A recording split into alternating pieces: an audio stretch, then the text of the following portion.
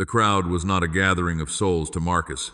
It was a beast with 1,000 heads, smelling of unwashed wool, stale fish, and desperate hope. He stood on the ridge overlooking the natural amphitheater of the shoreline, his hand resting habitually on the pommel of his gladius. The leather of his grip was worn smooth, much like the patience he held for this province. Marcus was a man of Rome, though his blood carried the memory of Judea. He had spent 30 years building a fortress around his own heart, stone by stone, battle by battle. To him, the world was divided into two categories, the conquerors and the conquered. There was no room for the mystical, the soft, or the miraculous. "They are pushing forward again, Centurion," a young legionnaire whispered, stepping up beside him. The boy looked nervous. He gripped his spear too tightly. "Let them push," Marcus replied, his voice a low grind of gravel. "They are sheep looking for a shepherd. As long as they do not riot, let them bleat." Marcus scanned the throngs. He was not looking for a healer. He was hunting for knives. The intelligence reports from Jerusalem had been clear. Rebels were mixing with the pilgrims. Zealots who believed that a kingdom could be won with blood and fire were hiding among those seeking bread and healing. Marcus had a mission, and it had nothing to do with salvation. He walked down the perimeter of the crowd, his boots striking the hard-packed earth. This was the path. It was the strip of ground where the farmers walked, where the carts rolled, where thousands of feet had trampled the soil until it was as unyielding as marble. Nothing grew here. Rain would slide off it. Seeds would bounce and be eaten by the crows. Marcus felt a kinship with this dirt. He, too, had been walked over by the marches of history, by commands he hated but obeyed, by a past he refused to remember. A woman reached out from the press of bodies, her fingers brushing his red cloak. He swatted her hand away, not with anger, but with the cold efficiency of a man swatting a fly. "Back," he commanded. "Please, sir," she wept, her eyes red and swollen. "My son is sick. Let us pass closer to the water." "The line holds here," Marcus said, his face a mask of iron. He felt nothing for her tears. He had seen mothers weep in Gaul, in Germania, and in the dusty streets of Syria. Tears were water. They evaporated. They changed nothing. He moved on, his eyes sharp. He spotted a man near a cluster of palm trees, not looking at the water, but looking at the soldiers. The man wore a heavy cloak despite the heat. Marcus signaled to his second in command with a subtle tilt of his head. He did not need words. The path of his life had taught him that words were often lies, but actions were truth. He began to flank the perimeter, moving with the heavy grace of a predator. The name of the teacher down by the water drifted up to him on the wind. Jesus, the carpenter from Nazareth. Marcus scoffed inwardly. Another magician, another voice shouting into the void. He had seen a dozen messiahs come and go. They all ended the same way, on a cross or in a dungeon. This one spoke of a kingdom, which made him dangerous, but he spoke of love, which made him weak. Marcus reached the hard ground where the edge of the crowd thinned out. He intercepted the man in the heavy cloak. "You seem lost," Marcus said, blocking the man's path. The man flinched, his hand darting toward his belt. "I am just here to hear the rabbi." "You are here to count swords," Marcus countered. He stepped in close, invading the man's space, using his height and the weight of his armor to intimidate. "Tell your masters in the shadows that Rome sees everything. Tell them that this ground," he stomped his boot on the impenetrable dirt, "is not for planting rebellion, it is for marching." The man turned and fled, disappearing into the chaotic swell of people. Marcus did not pursue. He did not need to. He had sent the message. He turned back to the sea, where the voice of the teacher was rising. "Listen, a sower went out to sow." The words hit Marcus's ears but went no further. A sower, a farmer, what did agriculture have to do with the might of an empire? He tuned it out, focusing instead on the perimeter, on the security, on the hardness of his own duty. He was the path. The seed of the message landed on his armor, on his helmet, on the calloused skin of his mind, and it found no purchase. High above, a black crow circled, waiting for the crowd to disperse so it could scavenge the crumbs left behind. Marcus watched the bird and felt a grim solidarity. They were both survivors, taking what they could from a hard, unforgiving world. He crossed his arms, the metal of his bracers clinking, and stood guard over a heart that had long ago decided never to let anything in again. Elias did not walk, he ran. He moved with a frantic, vibrating energy that seemed to shake the very air around him. His tunic was stained with the salt of the morning catch, but he had abandoned the nets in a heap on the wooden dock. Elias, wait! The shout came from Simon, who was jogging to keep up, his breath coming in ragged gasps. Simon was older, slower, and anchored by a sense of duty that Elias found suffocating. "Hurry up, Simon," Elias yelled back, spinning around but not stopping his backward momentum. His eyes were wide, burning with a feverish light. "Did you not hear the talk in the market? He is here. He is right here on the shore." "The fish," Simon pleaded, catching up and grabbing Elias by the shoulder. "The fish are rotting in the sun. Your father will have our hides if we do not salt them. We cannot just leave." Elias shoved Simon's hand away. "Fish? You are talking about dead fish when the man who turns water into wine is a mile away? You are talking about a few copper coins when the kingdom of heaven is supposedly arriving?" Elias was a young man of shallow passions. He felt everything intensely, but briefly. When he was angry, he was a thunderstorm. When he was happy, he was a festival. But like a fire burning on dry grass, his emotions consumed him quickly and left him empty just as fast. He lived for the moment, for the rush, for the spectacular. He was the rocky ground, a thin layer of enthusiastic soil covering a bedrock of unchanged selfishness. "I want to see a miracle, Simon," Elias whispered, his voice trembling with excitement. "They say he touched a leper and the skin became like a child's. They say he speaks and demons flee. Imagine the power. Imagine being part of that." "It is dangerous," Simon warned, wiping sweat from his brow. "The Romans are watching. The Pharisees are angry. This is not a game. Everything is a game until you win." Elias laughed, turning and sprinting again toward the gathering crowd. He did not care about the teachings. He did not care about the law or the prophets. He cared about the sensation. He wanted to feel the electric shock of the supernatural. He wanted to be able to tell the story in the tavern later, to be the one who saw it happen. They reached the edge of the crowd, breathless. The mass of people was impenetrable, a wall of backs and shoulders, but Elias was not one to wait. He pushed, he shoved, he used his elbows like weapons, carving a path through the elderly and the slow. Make way, he shouted, feigning urgent business. "Elias, stop," Simon hissed, embarrassed, trying to apologize to the people. Elias was jostling. But Elias had broken through to a clearing near a patch of jagged rocks that jutted out into the view of the boat where the teacher sat. It was not a comfortable place to stand. The ground was uneven, the stones sharp beneath their sandals, but the view was perfect. "There," Elias breathed, pointing. "That is him." He expected a giant. He expected a warrior in shining armor or a priest in golden robes. Instead, he saw a common man, looking weary, sitting in a simple fishing boat that bobbed gently on the waves. Elias felt a flicker of disappointment, but he squashed it down. The power must be hidden, he told himself. It must be waiting to explode. Then the teacher spoke. Some fell on rocky places, where it did not have much soil. It sprang up quickly, because the soil was shallow.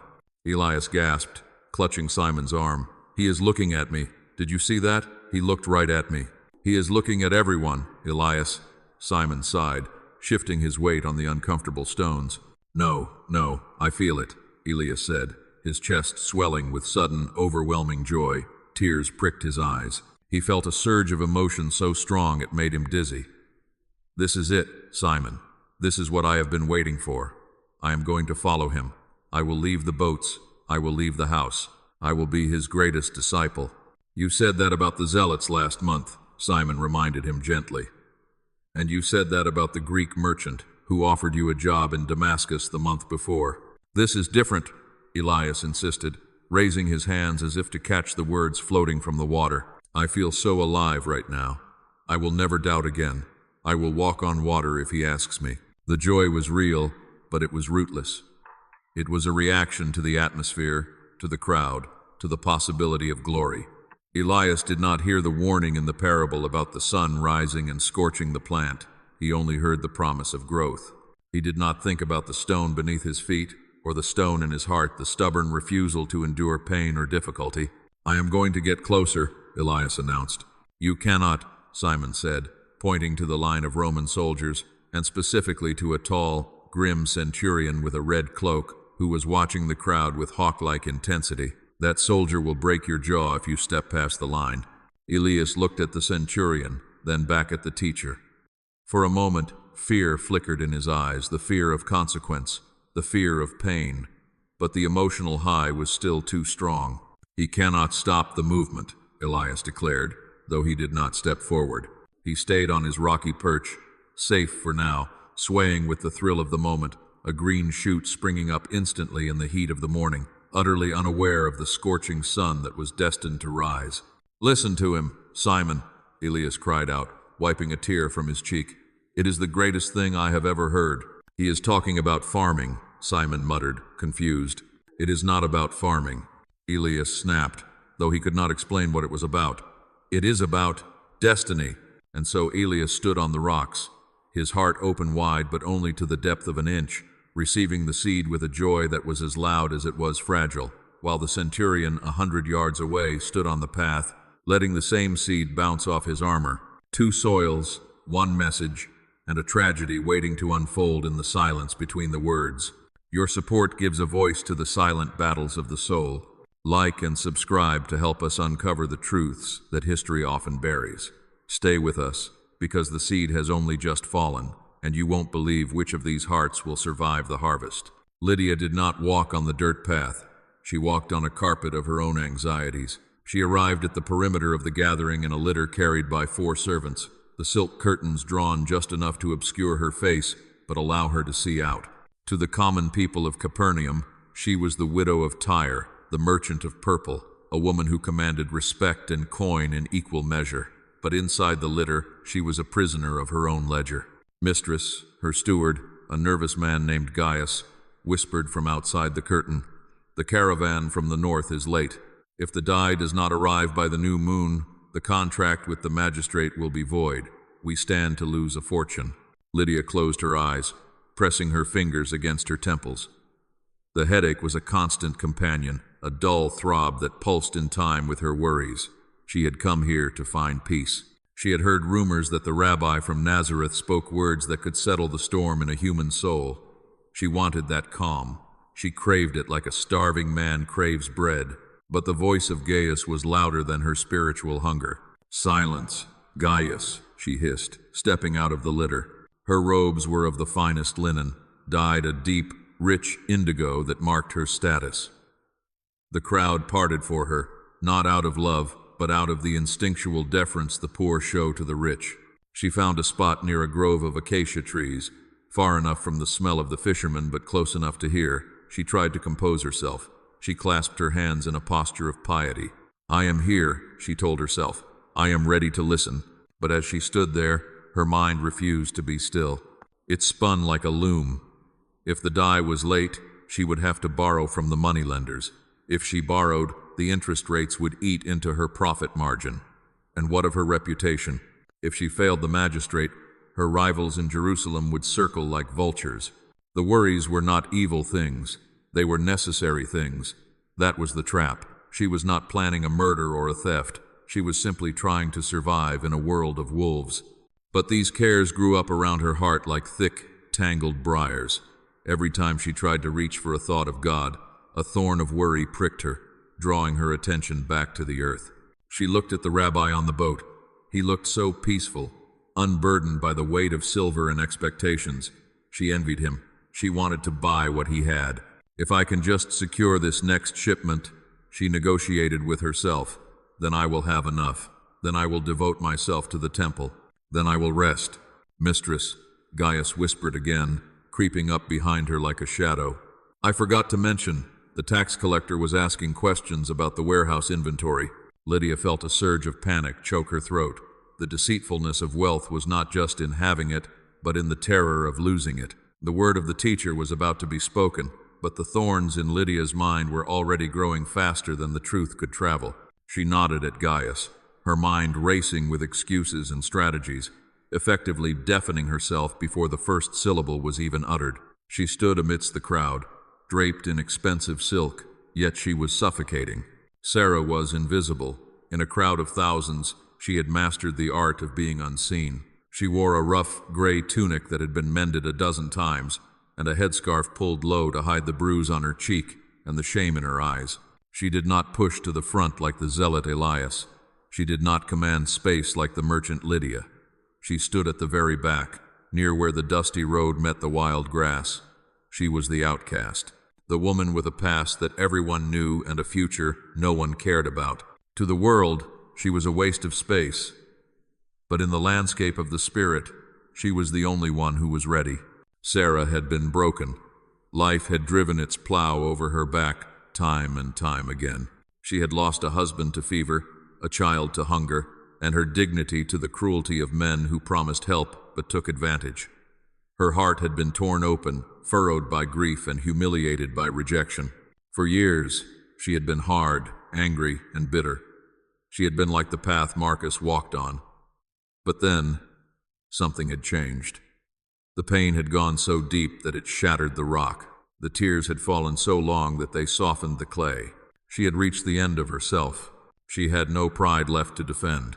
She had no wealth to protect. She had no illusions of grandeur to chase. She was just open. She stood with her hands hanging limp at her sides. She was not bargaining with God. She was not asking for a miracle to make her rich or famous. She was simply exposing her broken earth to the sky, waiting for rain. I have nothing, she thought, her internal voice a whisper. I am nothing. If you speak, I will keep it. If you give me a crumb, I will treat it like a feast. She watched the people jostling for position. She saw the anger in the soldier, the frenzy in the fisherman, the distraction in the rich woman. She felt a strange pity for them. They were all so full of themselves, full of noise, full of plans. Sarah was empty, and it was this terrible, aching emptiness that made her good soil. She had cleared the field of her life not by choice, but by tragedy. The weeds of ambition had been pulled up. The rocks of pride had been dug out by suffering. Now, she waited in the silence of the plowed field. She was the only one in the multitude who was not trying to take something from the rabbi. She was there to receive. The wind shifted, carrying the scent of the water and the sound of a voice. Sarah lifted her head. She did not need to see his face. She needed his word. She took a breath, expanding her ribs, preparing the soil of her soul to catch whatever seed he was about to throw. The moment stretched, suspended between the lapping of the waves and the hush of the crowd. Jesus sat in the wooden boat, the water acting as a natural amplifier for his voice. He did not shout. He did not use the oratorical tricks of the Roman senators or the thunderous condemnation of the Pharisees. He spoke with the terrifying calmness of absolute authority. Listen, he began. The word rippled through the air. A sower went out to sow his seed. On the ridge, Marcus the centurion shifted his weight. His eyes narrowed. He was scanning the crowd for a zealot he had spotted earlier. The words of the story bounced off his helmet. A farmer? He thought with disdain. Rome builds aqueducts and conquers nations, and this man talks of dirt, the enemy. The dark birds of cynicism and spiritual blindness swooped down immediately in his mind. The thought was snatched away before it could even register as truth. To Marcus, it was just noise, irrelevant to the power of the sword. He heard the sound, but he missed the message entirely. As he was scattering the seed, some fell along the path, and the birds came and ate it up. Near the water, on the jagged stones, Elias pumped his fist. Yes, he whispered to himself, though he had no idea why. He loved the image. He imagined himself as the seed, flying through the air. He felt a rush of adrenaline. I will grow fast, he thought. I will be the tallest stalk in the field. He did not hear the part about the birds eating the seed on the path. He only heard the excitement of the act of sowing. His joy was explosive, a firework that lit up the sky for a second and then vanished. He was already planning how he would retell this story, how he would embellish it. The words sat on the surface of his mind, vibrant but rootless, trembling on the thin layer of soil that covered his stony heart. Some fell on rocky places, where it did not have much soil. It sprang up quickly. But when the sun came up, the plants were scorched, and they withered because they had no root. Under the acacia trees, Lydia checked the clasp of her money belt. She heard the phrase about the scorching sun and felt a flicker of fear. Business is like that, she thought. One bad season, and you wither. She nodded in agreement with the wisdom of the teacher. It was sensible. It was logical. But then Gaius tapped her shoulder again to whisper about the warehouse ledgers. The thought of the teacher was instantly crowded out by the mental image of balance sheets and inventory lists. The seed had landed among the thorns of her ambition. It was there, alive, but the briars of her anxiety were already wrapping around it, squeezing the life out of it before it could breathe. Other seed fell among thorns, which grew up and choked the plants. And at the back, in the dust, Sarah stood perfectly still. The words did not bounce off her. They did not excite her into a frenzy. They did not get lost in a list of chores. They sank. Still other seed fell on good soil, where it produced a crop 100, 60, or 30 times what was sown. Sarah felt a physical sensation in her chest, like a heavy weight settling into soft mud. She understood. She did not know how she understood, but the mystery unlocked itself in her broken heart. The sower was God. The seed was the truth. And the soil was her. She realized with a jolt of shock that her emptiness was not a curse. It was a preparation. All the pain, all the loss, all the plowing she had endured had been for this moment, so that when the seed fell, it would not be lost. She did not smile. This was too holy for smiling. She closed her eyes and let the word go deep, past the emotions, past the intellect, down into the core of her spirit. She felt a tiny, fragile spark of life ignite in the darkness of her soul. It was quiet. It was hidden. But it was real. Whoever has ears, let them hear, the rabbi concluded. The crowd began to shift and murmur. The spell was broken. Marcus turned to bark orders at his men. Elias turned to Simon, babbling excitedly about how amazing the speech was. Lydia turned to Gaius, finally ready to discuss the dye shipment. But Sarah remained still for a long moment, her hand resting over her heart, guarding the secret thing that had just been planted there. The sower had done his work. Now, the silent, hidden war of the soil would begin. The dust from the crowd had not yet settled when the shadow fell over Marcus. He had turned his back on the water, his mind already discarding the strange story of seeds and soil as the ramblings of a peasant philosopher. To him, words were only valuable if they could be turned into orders or laws. The parable was neither. It was fluff. It was chaff. A rider approached the perimeter, his horse foaming at the mouth, the beast's flanks heaving from a hard gallop. The rider wore the dusty, nondescript tunic of a courier, but Marcus recognized the seal on the scroll tube hanging from his saddle. It was the seal of the procurator in Caesarea. Centurion, the rider gasped, sliding from the horse and nearly collapsing. Urgent intelligence for the garrison. Marcus caught the man by the arm, steadying him with a grip of iron. "Speak," Marcus commanded. "Does the governor march?" "Not the governor," the courier wheezed, handing over a small, sealed cylinder. "The zealots. We have intercepted a message. There is a plot to seize the armory in the lower city tonight." Marcus felt the familiar coldness wash over him. It was the sensation of the hunt. The rabbi's voice, which had lingered in his ear for a fleeting second like a bothersome fly, was instantly swatted away. The seed of peace that had been cast in his direction was snatched up by the beak of war before it could even touch the ground. "Barabbas?"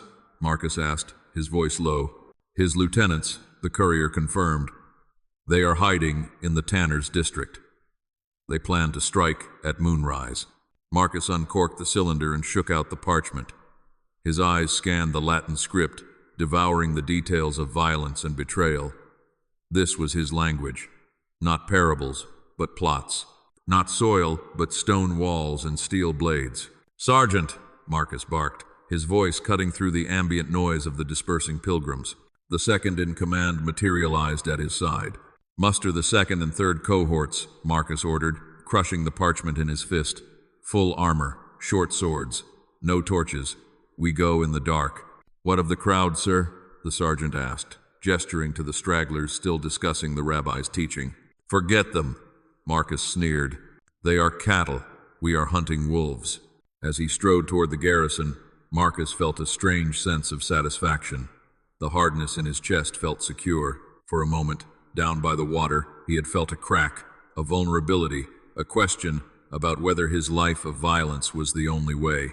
But now, with an enemy to fight and a duty to perform, the crack was sealed. The birds Jesus had spoken of were not literal crows. They were the immediate, predatory distractions of the world. They were the lies that told Marcus his only value lay in his ability to kill. They were the demonic whispers that said power was the only truth. He entered the command tent and slammed his helmet onto the table. "They think they can take my city?" he muttered to the empty air. "I will pave the streets with them." The seed was gone. If you had asked Marcus in that moment what the rabbi had said, he would not have been able to tell you.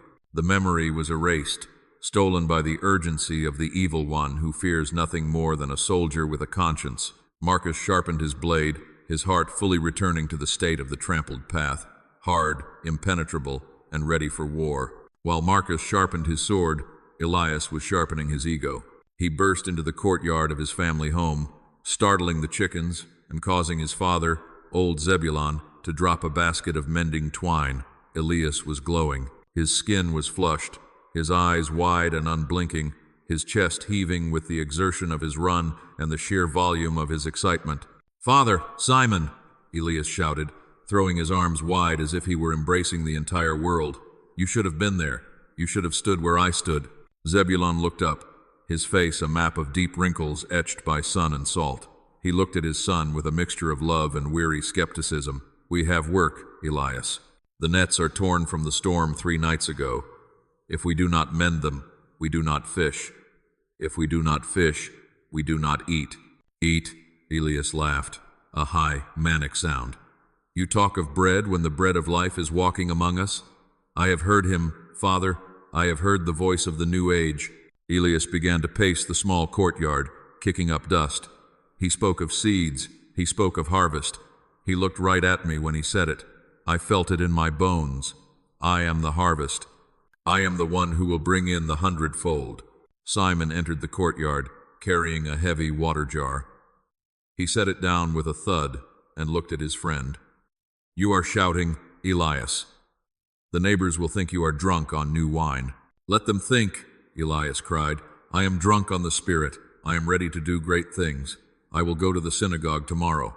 I will stand up and tell them all that they are blind. I will lead the procession when the rabbi enters Jerusalem. We will drive the Romans out, not with swords, but with faith." He was vibrating with energy. The seed had fallen on his rocky heart, and, finding no depth to sink into, it had shot upward instantly. He looked like a man of great faith. He sounded like a prophet, but it was all surface. It was all emotion. "Elias," his father said quietly, "if you want to serve God, sit down and help me with these knots." Elias stopped pacing. He looked at the pile of dirty, smelly nets. He looked at his father's gnarled hands. A flash of irritation crossed his face. This was not what he had signed up for. He wanted the glory of the movement, not the drudgery of the maintenance. "You do not understand," Elias said, his voice taking on a petulant, superior tone. "My calling is higher than knots. I am meant for the platform, not the deck of a boat. The rabbi needs warriors, not fishermen." "He called fishermen," Simon pointed out dryly. "He called them to leave their nets," Elias countered, twisting the scripture to suit his mood. "And I have left them in my heart. I am done with this small life. I am a disciple now. I have joy. Can you not see the joy radiating from me?" "I see excitement," Zebulon said, returning to his work. "Excitement is cheap, my son. Endurance is costly. The sun will rise on this new faith of yours. We will see if it survives the heat." "You are just jealous," Elias spat out, the joy vanishing instantly, replaced by a defensive anger. This was the nature of the rocky ground, volatile, shifting, unable to sustain a steady state. "You are old wineskins. I am the new wine." He turned on his heel and stormed out of the courtyard, leaving the work undone. He ran back toward the market square, eager to find someone else who would listen to his grand proclamations, someone who would not ask him to tie knots or mend holes. He felt like he was flying, like he was the holiest man in Capernaum. He did not know that he was the most fragile. He was a stalk of wheat with no root system, standing tall only because the wind had not yet begun to blow. He had received the word with gladness, instantly, but he had rejected the discipline that gives the word a place to live. He was a green shoot in a bed of gravel, and the midday sun was coming. Lydia knelt on the cool mosaic floor of her atrium, a single oil lamp flickering against the gathering gloom of the evening. The house was quiet. save for the distant, rhythmic clatter of the city preparing for sleep. She had dismissed her servants, claiming a need for solitude to meditate on the teachings she had heard by the water. She closed her eyes, trying to summon the image of the rabbi in the boat. She wanted to recapture that fleeting sense of tranquility, the promise that a soul could be as vast and fruitful as a field. "The seed fell among thorns," she whispered, testing the words on her tongue, "and the thorns grew up and choked it." She pressed her palms together. "Lord," she prayed silently, "let me not be the thorns. Let me be the good earth. I have wealth, yes, but I can use it for your kingdom. I can be the patroness of this new movement." Is that not a form of fruitfulness? A heavy knocking at the main gate shattered her prayer. It was not a polite, social knock. It was the frantic pounding of urgency. Lydia froze. The peace she had been carefully constructing evaporated like mist in a furnace. She heard the heavy bar being lifted, the murmur of voices, and then the hurried footsteps of Gaius, her steward, approaching the atrium. He did not wait for permission to enter. "Mistress," Gaius said, his face pale in the lamplight, "it is the shipment from Tyre. The caravan master is here." Lydia stood up, smoothing the folds of her expensive indigo robe. The rabbi was gone. The merchant was back. "Bring him in." A dusty, travel-worn man stumbled into the room. He looked terrified. "Lady Lydia," he stammered, bowing low, "we were ambushed near the gorge of Arbel, bandits. They did not take the camels, but they slashed the sacks. The murex shells. They are gone, crushed and scattered in the dust." Lydia felt the blood drain from her face. The murex shells were the source of the purple dye that was the foundation of her empire. Without them, the contract with the Roman magistrate for the new tribunal robes could not be fulfilled. "All of it?" she whispered. "All of it," the man confirmed. Panic, cold and sharp, seized her chest. This was not just a loss, it was ruin. If she defaulted on the contract, the penalty clause would strip her of this villa, her warehouses, and her standing. The shame would be unbearable. She would be a beggar in the very streets where she walked as a queen. "Gaius," she said, her voice trembling, "check the reserves in the lower cellar." "I have, mistress," Gaius replied, wringing his hands. "We have only enough for 3 robes." The magistrate ordered 20. The silence in the room was heavy, suffocating. This was the moment the parable had warned of. The cares of this life and the deceitfulness of wealth were rising up like jagged briars. Lydia looked at the oil lamp. She thought of the rabbi's voice saying, "Do not worry about tomorrow." But how could she not worry? The reality of her world was debt, contracts, and consequences. Faith felt like a luxury for those who did not have payrolls to meet. A thought crept into her mind, a dark, thorny thought. "We have the crimson dye," she said slowly. "The cheaper root extract from the south." Gaius looked at her, confused. "But the contract specifies Tyrian purple. The root extract fades in the sun. It turns a muddy brown after a month." "The magistrate will not know the difference when he receives them," Lydia said, her voice hardening. "We can mix the remaining murex with the crimson root. We can treat the fabric with vinegar to set the color temporarily. It will hold long enough for the payment to clear." Gaius stared at her. He knew his mistress to be a hard woman, but she had always been an honest one. "Mistress, that is fraud, if they find out. If we do nothing, we are destroyed tomorrow," Lydia snapped, the fear turning into anger. "Do you want to be sold into slavery to pay my debts, Gaius? Do you want to beg for bread?" "No, mistress." "Then do it," she commanded. "Start the mixing vats tonight. We deliver on schedule." As Gaius and the caravan master hurried away to execute the deception, Lydia stood alone in the atrium. She looked back at the spot where she had been kneeling. She tried to pray again, but the words stuck in her throat. She had chosen to save her life. She had sacrificed her integrity. The thorns had moved fast. They had wrapped around the tender shoot of the word she had received that morning, the word about truth, about trusting God, and they had squeezed the life out of it. She was still wealthy. She was still safe. But as she blew out the lamp and plunged the room into darkness, she knew that something inside her had just withered and died. She had choked the word to feed her fear. Sarah sat on the dirt floor of her single-room dwelling. It was a shack, really, leaning precariously against the city wall, where the stones were damp and the air smelled of refuse. There was no oil for a lamp, so she sat in the moonlight that filtered through the gaps in the thatch roof. She did not have a business to save. She did not have a reputation to protect. She had only the echo of the rabbi's voice and the painful, throbbing realization of her own condition. "Break up your unplowed ground," the prophets had said. She felt the plow now. The seed of the word had landed in her heart, and immediately it had illuminated the darkness. It showed her not how good she was, but how much bitterness she had been hoarding. For years, she had nursed a hatred for her neighbor, a woman named Miriam. Miriam had been the one to spread the rumors that Sarah was cursed when her husband died. Miriam had turned the other women at the well against her. Miriam was the reason Sarah walked with her head down. The good soil was not naturally soft. It had to be broken. Sarah felt a physical ache in her chest. The easy thing would be to stay here, to hate Miriam, to enjoy the comfort of being the victim. But the seed demanded room to grow. It demanded that the weeds of resentment be pulled up by the root. "I cannot do it," Sarah whispered to the empty room. "Lord, she is cruel. She does not deserve kindness." But the memory of the rabbi's face returned to her.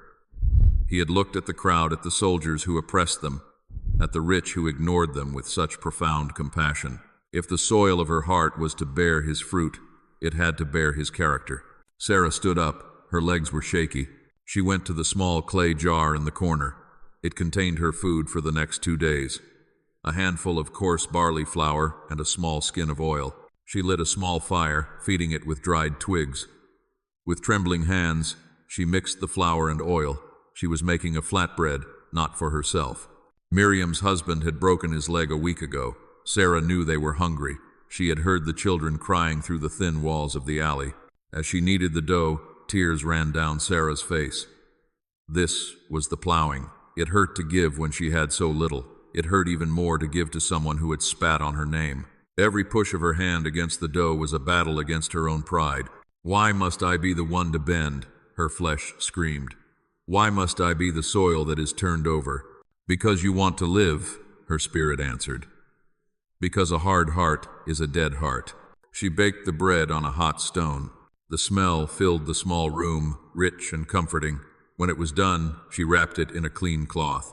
She walked out into the cool night air. The alley was dark. She took the 10 steps to Miriam's door. She stood there for a long time, her hand hovering over the wood. The fear of rejection was a stone she had to heave out of the way. She knocked. A moment later, the door creaked open. Miriam stood there, holding a dim rushlight, her face drawn and tired. When she saw Sarah, her eyes narrowed in suspicion. "What do you want, curse-bringer?" Miriam spat, her voice harsh with habit.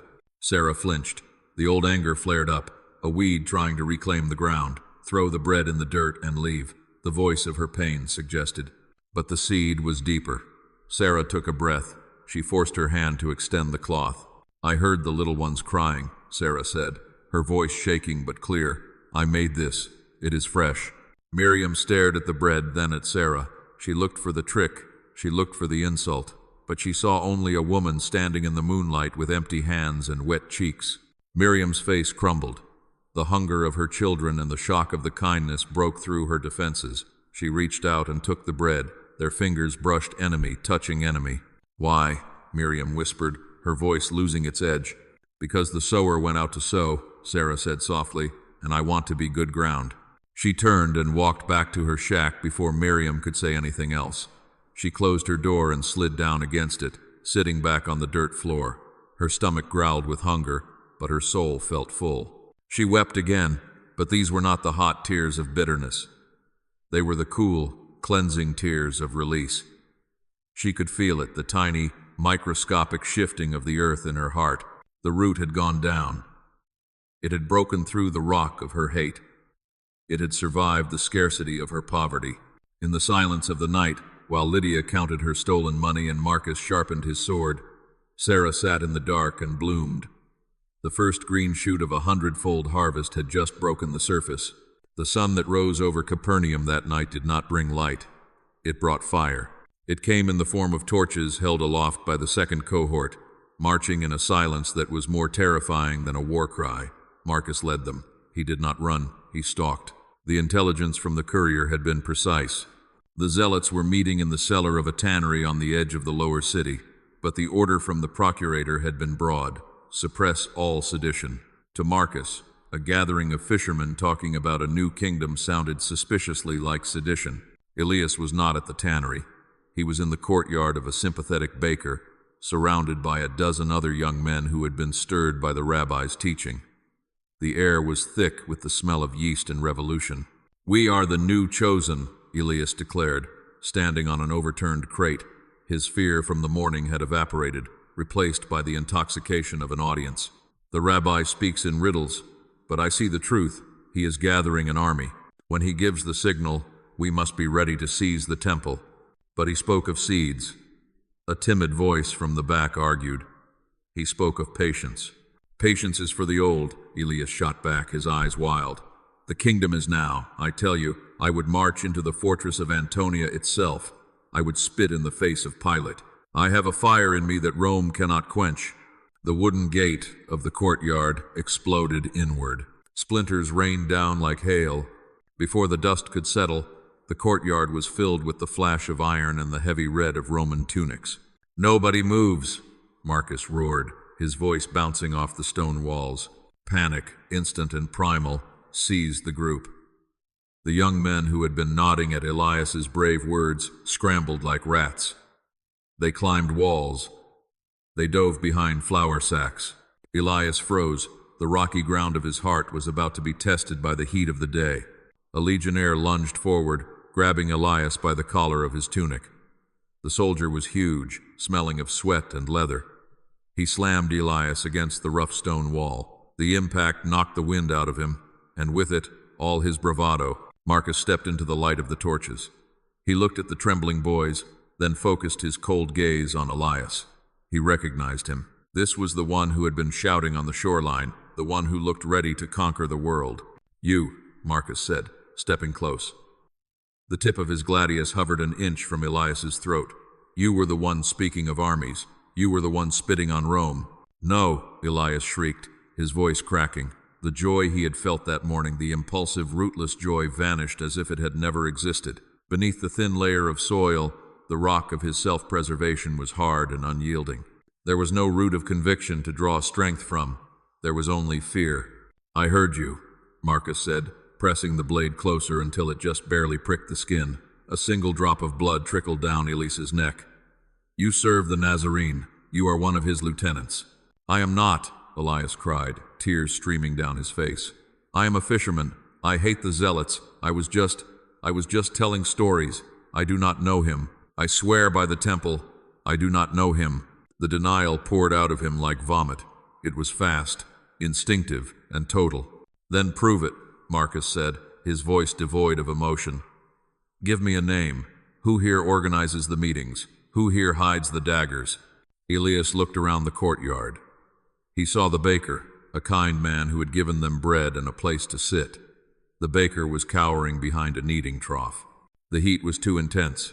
The scorching sun of persecution was burning up the shallow sprout of Elias's faith. He could not withstand it. He had no depth. "To him," Elias screamed, pointing a shaking finger at the baker. "It is his house. He called us here. He hates Caesar. Take him, just let me go." The baker gasped, his eyes widening in betrayal. "Elias," Marcus signaled to his men. Two soldiers dragged the baker out, beating him with the shafts of their spears. "Take the traitor," Marcus commanded. He looked back at Elias with profound disgust. He respected an enemy who stood his ground. He loathed a coward who sold his friends. "And leave this refuse here. He is not worth the iron of shackles." Marcus turned and marched out, his men dragging the screaming baker into the night. Elias slid down the wall until he hit the dirt. The courtyard was empty now, save for him. The torchlight was fading as the soldiers moved on. He sat in the dark, shivering violently. The seed that had sprung up so quickly, the seed he had paraded, shouted about, and claimed as his own, was dead. It had withered instantly under the first moment of pressure. He touched his neck where the sword had pricked him. He was alive, but as he listened to the fading screams of the man he had betrayed, Elias knew that something inside him had turned to dust. He was the rocky ground, and the harvest was lost. The morning after the raid, the market in Capernaum was subdued. People spoke in whispers, eyeing the Roman patrols with fear. But in the villa of Lydia, there was the sound of celebration. It was the sound of silver denarii clinking into a chest. The magistrate's steward had accepted the robes. The deception had worked. The mixture of the cheap root dye and the vinegar fixative had produced a purple that looked royal and rich, at least for now. By the time the color began to fade and turn brown, the magistrate would be in Rome, and Lydia would have her alibi ready. The sea air, the improper washing by slaves, anything but the truth. Lydia sat at her table, her hands stained with ink, counting the coins. 100, 200, 500. "We are safe," Gaius breathed, standing by the door. "The contract is fulfilled, the penalty clause is void." Lydia did not look up. She kept counting. "Secure the chest in the floor vault and send a bonus to the dyers. Tell them if they speak a word of the mixture, they will lose their tongues." "Yes, mistress." Lydia finished the count. She was richer today than she had been yesterday. She had saved her empire. She leaned back in her chair, expecting to feel the relief that usually accompanied a successful deal. She waited for the rush of satisfaction. It did not come. Instead, she felt a heaviness in her chest, a dense, tangled sensation that made it hard to breathe. The thorns were growing. She stood up and walked to the window. Outside, she saw a woman weeping in the street. It was the wife of the baker who had been arrested the night before. The woman was tearing her clothes, wailing for her husband who had been dragged to the Antonia fortress. Lydia knew the baker. He was a good man. She had bought bread from him for the Passover feast.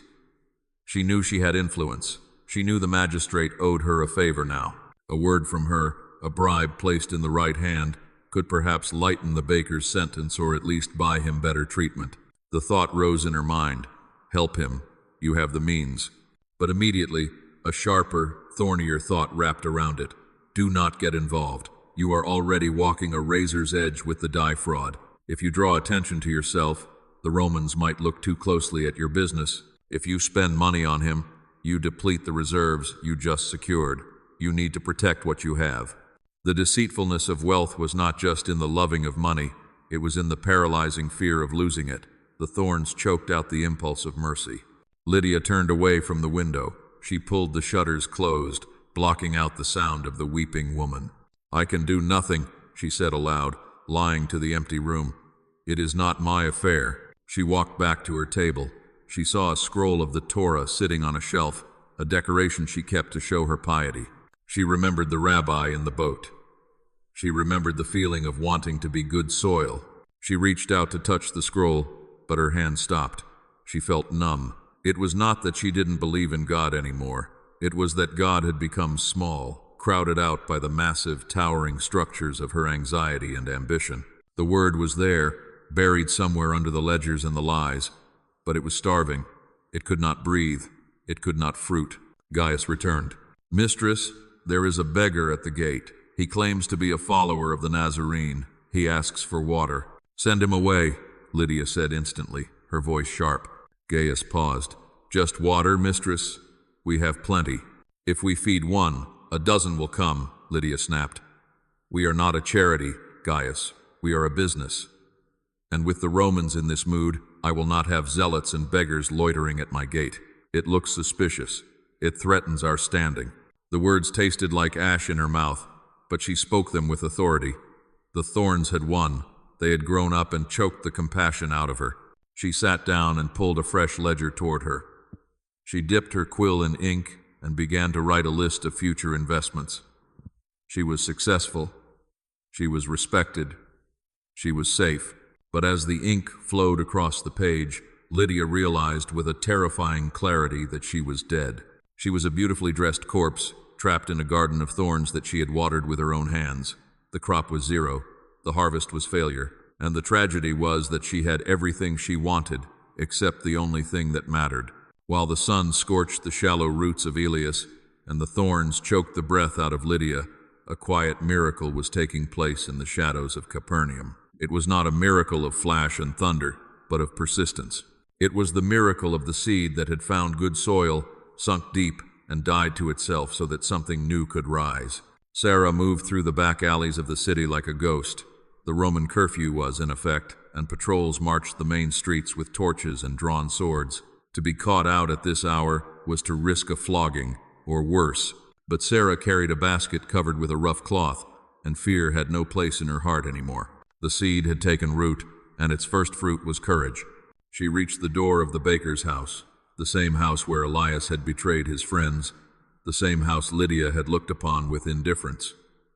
The windows were dark, boarded up against the world. Inside, Naomi, the baker's wife, sat in the ashes of her life, surrounded by 3 terrified children. Her husband was in the fortress, her income was gone, her hope was extinguished. Sarah scratched on the wood 3 light taps. A pause, then one more. The door opened a crack. Naomi's face, pale and streaked with grime, appeared in the gap. When she saw Sarah, she did not see the outcast widow of the past. She saw a lifeline. "You came," Naomi whispered, pulling the door wide enough for Sarah to slip inside. "I said I would," Sarah replied, setting the basket on the table. She pulled back the cloth. Inside was not just the flatbread she had baked, but dried figs, a small wheel of cheese, and a jar of ointment for bruises. It was not a feast for a king, but for a starving family. It was manna. "Where did you get this?" Naomi asked, her voice trembling as she broke a piece of cheese for her youngest child. "You have nothing, Sarah. You are poorer than we are." "I have enough," Sarah said. She did not tell Naomi that she had sold her only warm cloak to buy the cheese. She did not tell her that she had fasted for 2 days, so there would be enough flour for the bread. The good soil does not boast of its yield, it simply provides. But the fruit did not stop at the food. Sarah sat with Naomi, taking the woman's cold, trembling hands in her own rough ones. "They took him," Naomi wept. "Elias gave him up. They say he will never come back. How can God allow this? Where is the kingdom the rabbi spoke of?" Sarah did not offer empty platitudes. She did not quote the law. She simply held the pain with her.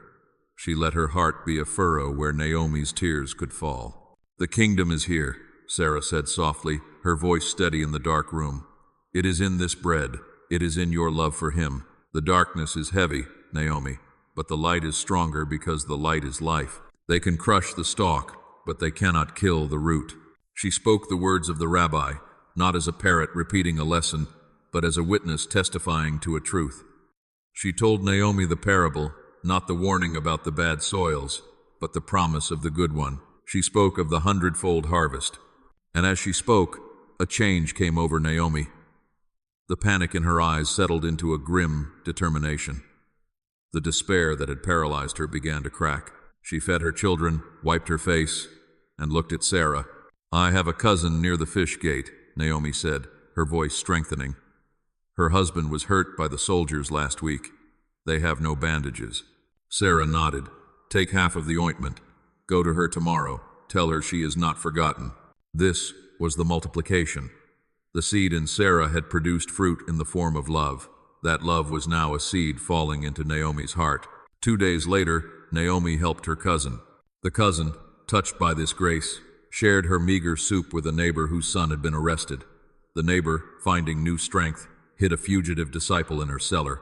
It spread like a root system under the surface of the city. While Marcus hunted for an organized rebellion with swords and maps, a resistance of kindness was growing right under his boots. It was invisible to the eye of the state, but it was powerful. 30 people were fed because Sarah broke her bread. 60 hearts were comforted because Sarah shared her courage. 100 acts of mercy bloomed in the dust of oppression, all tracing their life back to one woman who had simply decided to let the word of God go deep. Sarah did not lead a march. She did not stand on a podium. She simply walked from house to house, weaving a net of compassion that held the broken community together. She was the earth that received the rain and refused to let it run off. She held it, magnified it, and gave it back as life. Marcus was a man who understood steel, stone, and silence. He knew how to break a formation of Gauls. He knew how to silence a riot with a single look. But he did not understand what was happening in Capernaum. He stood in the map room of the Antonia outpost, slamming his fist onto the wooden table. The sound echoed like a gunshot. "We have arrested the ringleaders," he growled at his sergeant. "We have the baker, we have the tanner. We scattered the fishermen. The boy Elias broke under a single threat and told us everything. By all logic, this movement should be dead.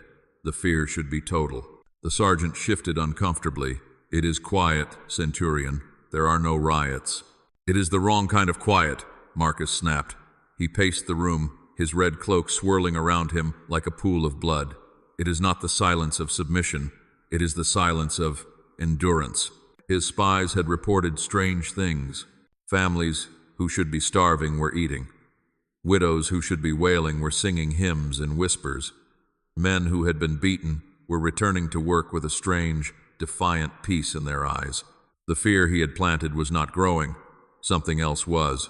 There is a source, Marcus said, his eyes narrowing. A root we have missed. Who is feeding them? Who is binding their wounds? The baker's wife should be begging at the gate by now, yet she was seen carrying oil to the lower quarter this morning. We tracked her, sir, the sergeant said hesitantly. She goes off into a shack against the west wall. A hovel. It belongs to a nobody. A widow named Sarah. A woman? Marcus scoffed. You tell me a woman is holding this city together? She has no money, sir, no influence, but all paths lead to her door. Marcus grabbed his helmet. The logic of Rome was offended. He had crushed the strong, the rich, and the loud. He had trampled the path, scorched the rocks, and let the thorns do his work for him. How could a single patch of common earth defy the empire? Gather the squad, Marcus ordered. We end this tonight. The raid was swift and brutal. They moved through the sleeping streets, a column of iron and leather. They reached the shack against the wall. There was no gate to smash, only a flimsy wooden door. Marcus kicked it open. He expected to find a war room. He expected to find weapons, stolen gold, or a gathering of conspirators plotting treason. Instead, he found a woman on her knees. Sarah was washing the feet of a young girl, one of the street orphans, who usually scavenged in the market. There was a small fire burning. The room smelled of clean water and cheap bread. Sarah did not scream. She did not run. She finished drying the girl's foot with a cloth, then slowly stood up and turned to face the door. The room was filled with soldiers. The tip of Marcus's gladius was leveled at her chest. Where are they? Marcus demanded, his voice filling the small space. Where are the rebels hiding?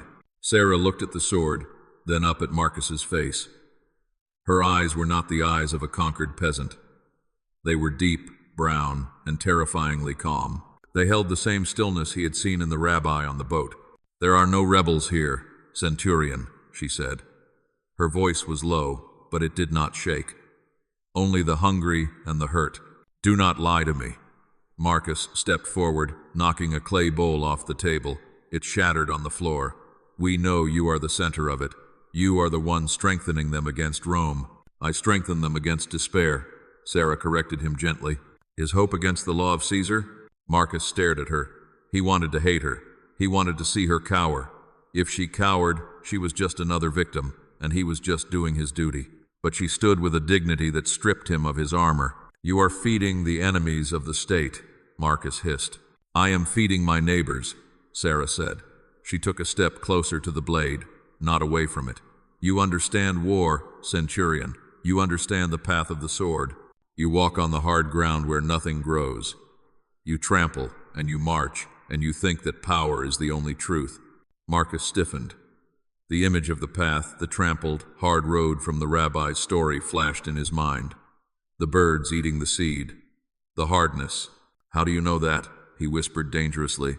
I was at the shore, Sarah said. I saw you. You stood on the ridge. You heard the same word I did. The seed fell on you, too, Marcus. Using his name was a shock. No Jew used his name without a title. It was intimate. It was human. The seed fell on you, she continued, her voice filled with a strange, aching pity. But your heart was a fortress, so the birds took it away. You think you are the strong one, but look at you. You are hunting widows in the dark because you are afraid of a story. I am afraid of nothing, Marcus roared, raising the sword to strike. The orphan girl in the corner whimpered. Sarah did not flinch. She looked straight into his soul. You are afraid that the soil is stronger than the boot, Sarah said. You are afraid that love is stronger than death, and you are right. Marcus's hand trembled. For 30 years, he had been a machine. He had killed without hesitation. But this was not an enemy he knew how to fight. He could cut her down. It would be easy. But he knew, with a sudden, sickening certainty, that if he struck her, he would be the one who broke. Her blood would be a seed that would grow 1,000 more like her. He looked around the shack. He saw the poverty. He saw the peace. He saw the fruit of a life laid down for others. It was undeniable. It was 100-fold harvest in a single room. He lowered the sword. The silence in the room was heavy, thick with the presence of something Marcus could not name. The hard crust of the path, the soil of his heart that had been trampled by decades of violence, felt a tremor. A hairline fracture appeared in the stone. "If I find sedition here," Marcus said, his voice raspy and devoid of its usual thunder, "I will burn this place to the ground." It was a hollow threat, and they both knew it. "Go in peace, Centurion," Sarah said. Marcus turned and signaled his men to leave. He marched out of the shack, back into the night, but his step was less heavy. The rhythm of his boots sounded different. He walked away from the good soil, but for the first time in his life, he carried a question with him. The seed had landed again, and this time, the birds were circling, but Marcus was shielding it with his hand, wondering, just wondering, if the rock could ever be broken. The storm did not give a warning. It did not send a polite messenger like the Roman governor, nor did it knock gently like a neighbor. It descended upon the Sea of Galilee with the violence of a judgment. The winds screamed down from the Golan Heights, turning the water into a churning cauldron and the air into a wall of flying grit and rain. In the spiritual sense, this was the winnowing. It was the moment when the chaff is separated from the wheat, when the structure of every life is tested against the fury of the elements. Elias was alone when the gale struck. He had been sleeping in the doorway of a tanner's shop, an outcast from both the disciples he had betrayed and the Romans he had tried to appease. The wind ripped the awning from above his head. The rain lashed his skin like a whip. He scrambled to his feet, blinded by the deluge, seeking shelter.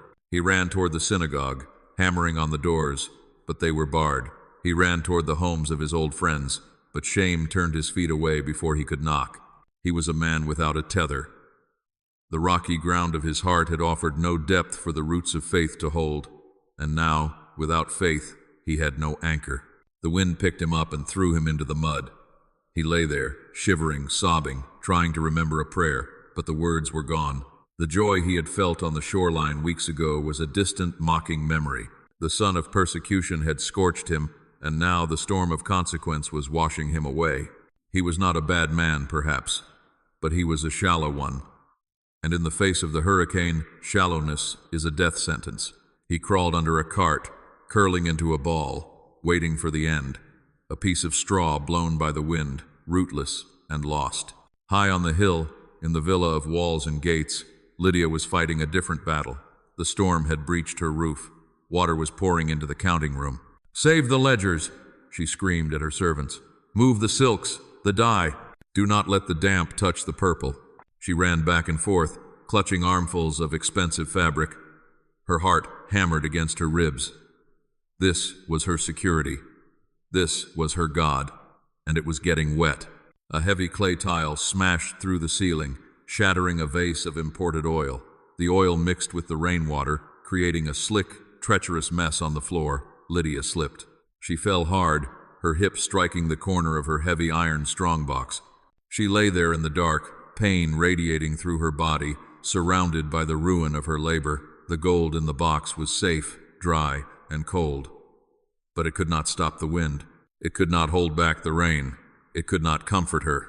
The thorns she had cultivated, the anxiety, the ambition, the relentless drive for more, were now a prison. She realized with a terrified clarity that she could die here, surrounded by the finest things in Capernaum, and her soul would be as naked as a beggar's. She called out for Gaius, but the wind drowned her voice. She was alone with her wealth, and she had never felt more destitute. The cares of the world had not only choked the word, they had built a cage that was now collapsing on top of her. Down by the city wall, the shack shook violently. The thatch roof groaned, threatening to fly off into the night. Inside, it was crowded. Sarah stood in the center of the room. She was not cowering. She was holding a wooden beam, bracing the roof with her own body. Around her, huddled on the dirt floor, were Naomi, the orphan girl, and 3 other neighbors who had fled their flimsy shelters. They were terrified. The children were crying. "Sing," Sarah commanded. Her voice was not loud, but it cut through the noise of the thunder. "We are going to die." a neighbor wailed. "We are held," Sarah said, her muscles straining against the weight of the beam. "The root holds the tree holds the branch. Sing." She began to sing a psalm of David. It was a song of trust. "The Lord is my shepherd." One by one, the trembling voices joined her. They were a choir of the broken, the poor, the good soil of the earth. They had no gold to lose. They had no reputation to protect. They had only the seed of the word that had been planted deep within them, and that seed was strong enough to withstand the storm. Outside, in the driving rain, Marcus stood with his back to the wind. He was watching. He saw the tiles flying from the rich merchant's villa. He saw the beggar Elias washed into the gutter, and he saw the small, pathetic shack against the wall. It should have fallen. By all laws of architecture and physics, it should have been flattened, but it stood. A faint light glowed from the cracks in the mud walls, and over the roar of the gale, Marcus heard singing. He did not move to intervene. He did not move to arrest. He simply stood there, soaked to the bone, the water running down his iron armor. The path of his heart was flooded. The hardness was turning to mud. He was witnessing the difference between power and strength. Rome had power. It could break things. But this woman Sarah had strength. She could endure things. The storm raged all night. It stripped the land. It exposed the foundations. And when the dawn finally broke, gray and wet, the landscape of Capernaum had changed. The weak had been washed away or ruined. But the rooted remained. Decades dissolved like mist over the water. The seasons turned, one into another, a relentless cycle of planting and harvest, heat and rain. Capernaum changed. The Romans marched on, their empire stretching and thinning until it would eventually snap. The stones of the synagogue wore down under the friction of sandals and time. In the cemetery outside the city gates, there was a grand tomb. It was hewn from white marble, imported at great expense. The inscription was long, listing titles, business accomplishments, and the favor of magistrates. It belonged to Lydia, the merchant of purple, but the tomb was overgrown. Thorns thick, sharp, and tangled had completely covered the entrance. No one visited. No one cleared the weeds.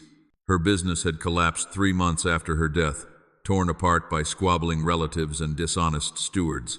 Her wealth had evaporated, scattered like the murex shells of her lost shipment. She had lived for the temporary, and the temporary had forgotten her.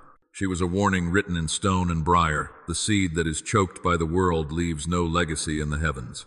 Of Elias, there was not even a stone. He had drifted away after the storm, a man broken by his own shallowness. He became a cautionary tale in the taverns, the man who ran fastest but fell hardest. He died in a distant city, nameless and bitter, dust returning to dust without ever having birthed a single grain of truth. The wind had blown, and the chaff was gone. But in the center of the believing community, a different story was told. It was told in the house of a retired soldier. Marcus was an old man now. His hair was white, his back bent, no longer able to carry the weight of armor. He sat by a window, holding a scroll of the prophets. It had taken years for the plow to finish its work on him. The hard path did not break easily. It required the pickaxe of regret and the slow rain of grace. But eventually, the ground had yielded. The soldier who had served the eagle now served the lamb. He taught the young men not about war, but about peace. He was the late harvest, the difficult field that finally, at the very end of the season, produced a crop. And then there was the legacy of the shack. Sarah had been buried in a simple grave with a wooden marker that rotted away within a generation. She had left no money. She had written no books. She had built no monuments. But she was everywhere. The community of believers in Galilee, thousands strong, could trace their spiritual lineage back to the bread she broke, the wounds she bound, and the courage she showed in the storm. The orphan girl she had washed became a mother of the faith, teaching hundreds. The baker's family became missionaries, carrying the seed to the coastlands. The seed that fell on good soil had produced a crop, 30, 60, 100 times what was sown. It was an exponential explosion of life. Every act of forgiveness Sarah had chosen had birthed more forgiveness. Every sacrifice had birthed more love. She had dissolved into the soil of history, but the harvest she started was feeding the world. The story ends where it began, by the sea. A new teacher stands by the water. He is not Jesus. He is a disciple of a disciple of a disciple of the woman who listened. He holds a handful of grain. He looks at the crowd. He sees them all. He sees the hard faces, cynical and closed, the trampled paths where the birds wait to steal the word. He sees the emotional faces, eager for a show but terrified of the cost, the rocky ground waiting to fail. He sees the distracted faces, glancing at their work, their clothes, their worries, the thorny ground preparing to choke the truth. And he sees the hungry faces, the broken, the open, the empty. He pulls his arm back. He releases the grain. The seed flies through the air, golden and alive, spinning against the backdrop of eternity. It does not decide where to land. It offers itself to everything. And now, the seed is falling on you. The story is no longer about Marcus, or Elias, or Lydia, or Sarah. The history is finished. The present is urgent. The sower has gone out to sow. The word is touching the earth of your life this very moment. Will you let the birds snatch it away because you are too proud to listen? Will you let the sun scorch it because you are too shallow to endure? Will you let the thorns choke it because you are too busy to surrender? Or will you break? Will you open? Will you let the root go down deep, past the pain, past the fear, into the rich, dark soil of trust? The seed is on the ground. The choice is the harvest. Look at your heart. What will grow?